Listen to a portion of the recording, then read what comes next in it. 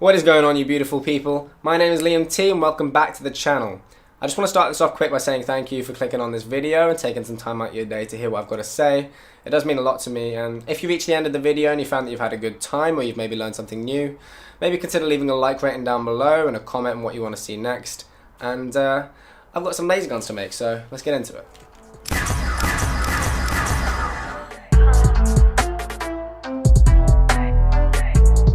So, today we're going to be picking up from where we left off last time with that unpainted resin cast. I'm just going to be showing the rest of the process and how I get from that to a finished product which is ready to be sent out to a customer. I'm currently taking on a few more orders over on my Etsy, so if you're interested in that, there's a link to that in the description down below. But anyway, I know what you're thinking. I know. It's been a really long time since I posted part 1. But I've got two very good reasons for that, okay? Very good reasons. Are you ready? This is number 1. So about a month ago, I went away to Hamburg to meet my internet friend that I've been talking to since I was 14 years old. So that's 6 years now. That was a pretty amazing experience, and I've got a whole video coming on that in itself in the next few weeks. So if you're interested in hearing more about that, stay tuned. But I've also had a lot going on, like with work and with orders and things. I've just had a lot on at the moment. So that's why videos have been slow. That's why orders have been slow getting out. So sorry for that. And reason number 2 is that I'm genuinely the worst person ever at getting things done on time.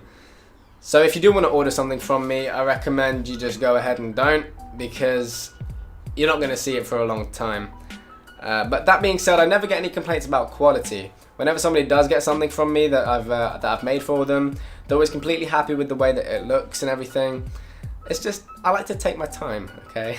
But now that's out of the way, let's get into the point of the video, which is the wave gun. Well, wait, here we have the wave gun. This is all finished now. It does come apart like that. So you can have the different zap guns, you can shoot them individually. And this is all finished. Now, this originally was meant to be reloadable, so this magazine, this top part could open up and the magazine could come out and you could put another one on. But I was having some issues with this little hinge part and I didn't want it to break or anything. Obviously my one that I made for myself is reloadable because I don't really mind if I break it myself, but I don't want to send it to somebody else who's paid money for it and then them break it and be unable to fix it, because that would be a bit shit. So instead of that, I opted to just glue it on, but this magnet still moves, so that's something. And then the other thing that I finished off is this ray gun. Pretty standard stuff, but the difference is with this one is that I used a translucent blue resin for the energy canister part of it, the blue part, which means if I put the light from my phone up to it, you'll see that it's actually translucent. The light can shine through it. And that was like a bit of an experiment because I've never used that resin before, and I'm really happy with how it turned out. So hopefully the person who gets it likes it. But anyway, now I'm just going to go ahead and show you these in a bit more detail.